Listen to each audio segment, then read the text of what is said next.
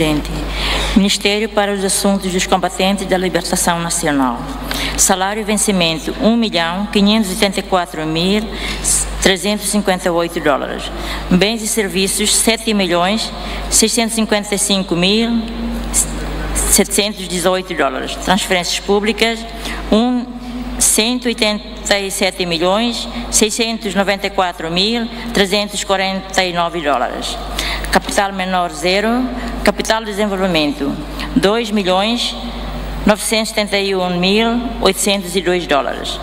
Total, $199.906.227. Obrigada, Presidente. Não há proposta.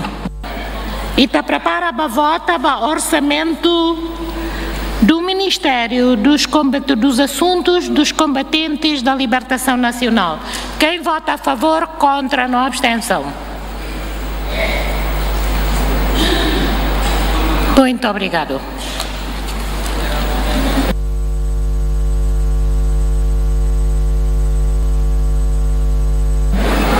Resultado da votação para Ministério dos Combatentes. A favor 44, contra 0, abstenção 18. NB, orçamento passa.